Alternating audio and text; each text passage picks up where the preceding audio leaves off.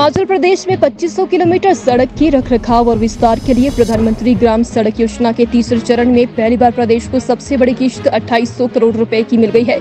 इसके साथ केंद्रीय भूतल परिवहन मंत्री नितिन गडकरी द्वारा प्रदेश के 6 नेशनल हाईवे की 4 लेनिंग को लेकर मंजूरी प्रदान कर दी गई। ये बात हिमाचल प्रदेश के लोक निर्माण विभाग और खेल मंत्री विक्रमादित्य सिंह मंडी जिला के दौरे के दौरान सुंदरनगर में मीडिया से अनौपचारिक बातचीत में कही। विक्रमादित्य ने कहा कि मंडी दौरे के बाद वे दिल्ली जा रहे हैं और केंद्रीय ग्रामीण विकास मंत्री के साथ मिलकर आने वाले समय में प्रदेश को मजबूती पहुंचाने के लिए सहयोग मांगा जाएगा। उन्होंने कहा कि जल्द ही केंद्रीय भूतल परिवहन मंत्री नितिन गडकरी से मिलकर भी प्रदेश में 4 लेन के चले हुए कार्य को गति प्रदान की जाएगी।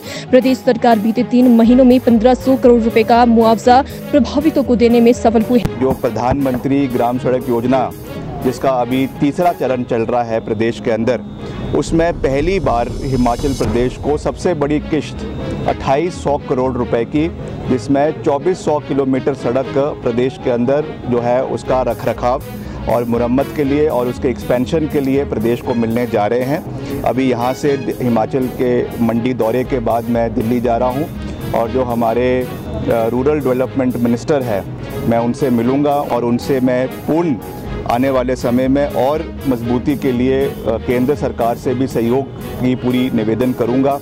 जल्द ही मैं नितिन गडकरी जी से भी दिल्ली में मिलूँगा और उन्होंने भी जो है 6 नेशनल हाईवेज़ को जो है वो 4 लेनिंग करने का निर्णय प्रदेश के अंदर लिया है, जिसका भी मैंने विधानसभा के अंदर भी जिक्र किया, जिसमें बीरू लठियानी सड़क है जिसके अभी हमें 800 करोड़ रुपए की स्वीकृति कुछ ही दिन पहले जो है वो केंद्र सरकार से मिनिस्ट्री ऑफ नेशनल हाईवे से मिली है। और वैसे ही हमारा जो मंडी कीरतपुर नेशनल हाईवे जो 4 लेनिंग के माध्यम से NHAI कर रही है, इसको गति देने के लिए भी हम NHAI के अधिकारियों से लगातार संपर्क में हैं। 3 महीने में 1500 करोड़ रुपए हम जो है वो उसका मुआवजा देने में सफल हुए हैं। मैं मान रहा हूं कि हमारा इंफ्रास्ट्रक्चर इतना मजबूत नहीं है जितना हरियाणा का है या जितना और राज्यों का है, पर उस पर हम कार्य कर रहे हैं। हम नई स्पोर्ट्स पॉलिसी भी बना रहे हैं, उसके ऊपर भी हम कार्य कर रहे हैं। और जैसा जिस दिन मैंने अपने मंत्रालय का चार्ज लिया था, मैंने उस दिन कहा था कि हम एक ग्रामीण लेवल का रूरल ओलंपियाड करने जा रहे हैं। पिछले कल ही मेरी अधिकारियों के साथ बड़ी विस्तृत बैठक हुई है और हम इसका जो है सितंबर और अक्टूबर के महीने में इसका श्री गणेश करने जा रहे हैं हिमाचल प्रदेश के अंदर। ये हिमाचल प्रदेश का सबसे बड़ा टूर्नामेंट होगा जिसमें करीबन 40,000 युवा जो है पूरे प्रदेश में ग्रामीण खेलों में भाग लेंगे, पूरे प्रदेश के अलग अलग हिस्सों में।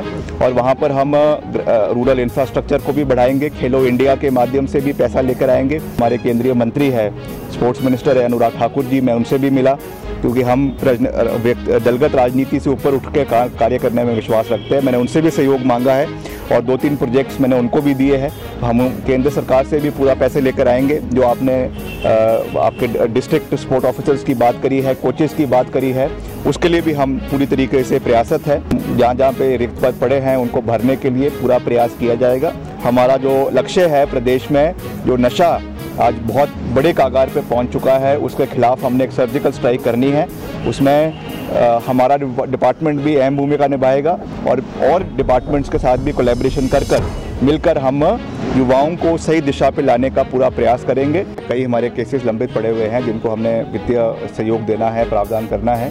उसके लिए पहले ही ऐसा होता था कि हमको फाइनेंस की अप्रूवल लेनी पड़ती थी। मैंने मुख्यमंत्री जी से बात करी है कि अब हमारे स्पोर्ट्स डिपार्टमेंट में ही अलग से एक कोष बनाया जाएगा और जो भी अंतर्राष्ट्रीय स्तर पे या राष्ट्रीय स्तर पे जो नाम रोशन करते हैं उनको जो भी पुरस्कार दिया जाता है, इमीडिएटली वो पैसा उनको डिस्पर्स किया जाए, इसके ऊपर भी हम प्रयास कर रहे हैं। और जो हमारा 3% कोटा है उसको भी हम रोजगार का आने वाले समय में 5% बढ़ाने का पूरा प्रयास करें।